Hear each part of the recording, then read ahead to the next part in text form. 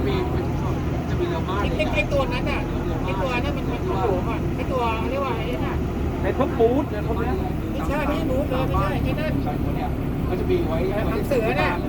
ไว้เนี่ยน้ำไว้เก็บน้ำมาได้ช่วงน้ำแล้วก็สามารถเดินทางเข้าไปกรุงเทพเอาเข้าสารเอามาเทอันนี้พี่เนี่ยชุดนี้ขึ้นแล้วชุดนู้นลงว่ะใช่จะกินข้าวก่อน ตอนนี้จะเรียก ไม่ไหวโมง